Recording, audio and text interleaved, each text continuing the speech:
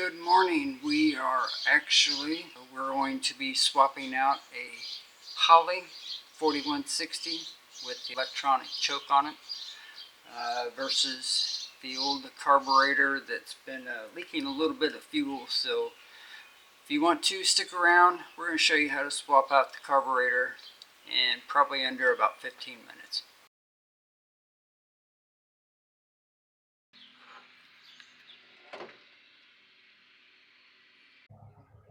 Alright, onto the choke.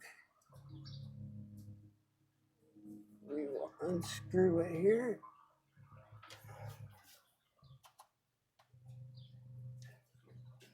Don't tell me I got too big a screwdriver.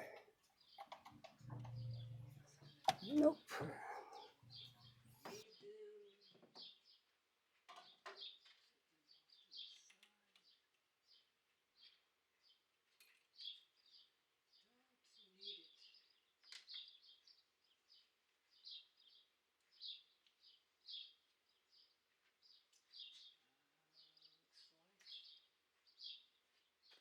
Alright, so we need to mark these here and here with a scribe line or marker to make sure I get them set up and back in the same place as they were before. Take up and loosen these. 4 in a cross pattern here.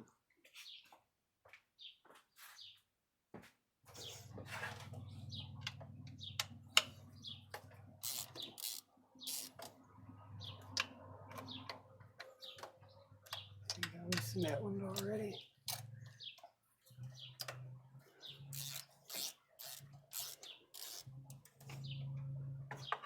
Alright, get these zipped off here. It's nice that the neighbor's mowing here. Those turned into studs.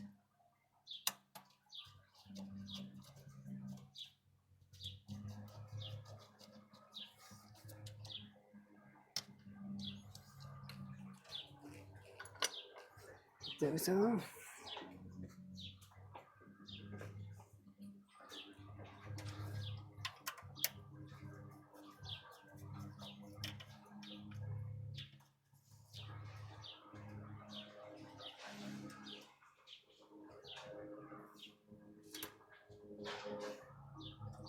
Thank you, neighbor, for mowing. Great timing, by the way.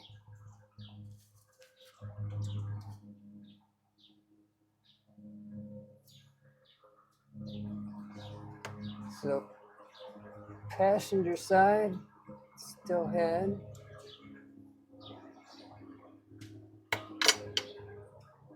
So you need to disconnect our spring here. Get that out of there. Pull my pin out for there. Slide that off. That's the same. So this should theoretically come off with the vacuum here.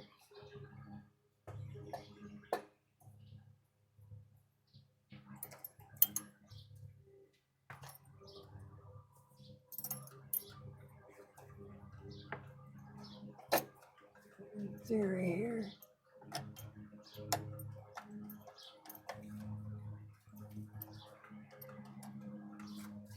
Remember, it was a bear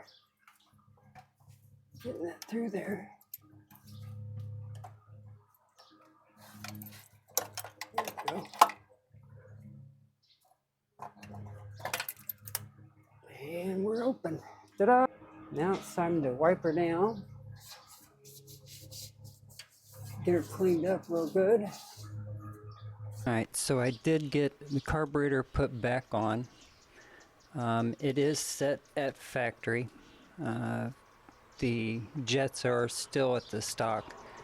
So now that it is put back on, all my markings are set, and looks like everything is back together the way it was from the factory. We've got this as they say, set as a number 2 pencil. So we are going to put the air filter back on. We're going to get it warm, bring it back in, and then we'll set the idle mixture screws to get the highest vacuum that we can get. So let's go warm this up, and we'll come back and we'll set the idle fuel mixture screws. She had a Holley 4160 sitting up top, you know, one with that little electric choke. Yeah, looked fancy, but she ran like a hound dog in heat, only when she felt like it. Every time I tapped the gas, she'd cough like your uncle at a chili cook-off. Pretty look at but temperamental as a cat in a bathtub. So one day I says to myself, Self, it's time to quit messing around and feed this lady proper. So I yanked off that 600 CFM baby feeder and bolted on a 750 like I was loading a shotgun.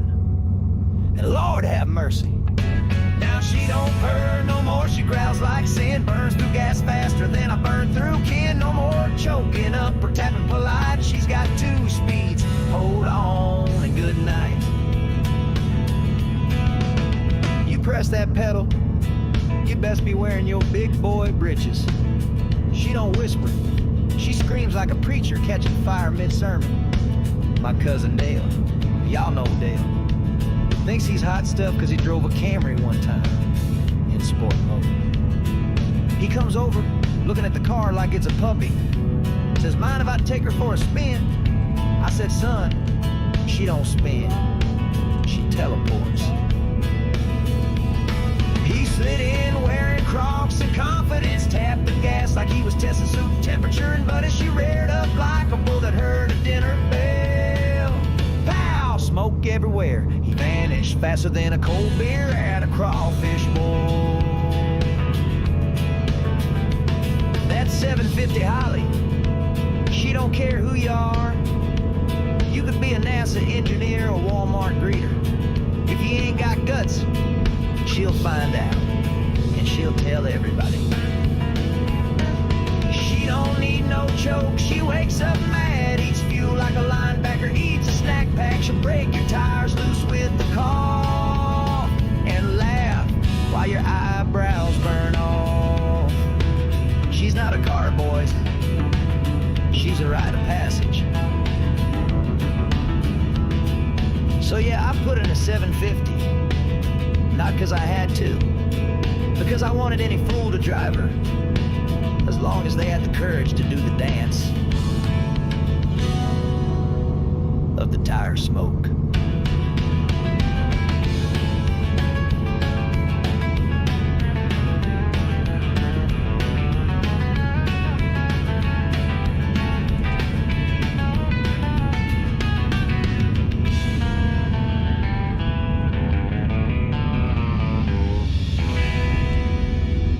Maybe a fire extinguisher, just in case. To wrap things up, I guess, did get the carburetor put on. It is running good. I did adjust the fuel circuits, and let's see, got the idle set right about 850 is where I like to run mine, especially with drum brakes, or I like to run mine right about 850 RPM. Just it's a little bit on the higher side, but that's where it's comfortable and that's where it's riding and likes to ride. So that is the Holley 4160 swap. There wasn't really much to say about it. Went from the 4150 double pumper to the 4160 with the automatic choke, just to make it easier for whoever else is driving the vehicle to get in, actually just start it and be able to drive it. Makes it easier for them, so that's what I'm trying to do, is make it easier for everyone else. So losing a little bit of the and the top end for the floor barrel, but the torque makes up for it still. It's got a good sound, and I appreciate you guys stopping in. Hopefully you learned something. If not, I apologize. I didn't do my job. But yeah, over the course of the next couple days of driving it, I actually will have to set the choke. Not used to that, so right now I've got it set to where it is starting really well upon the first try. So fingers crossed we got a good one out of the factory. So thank you guys, have a great one, and I will see you on the next video.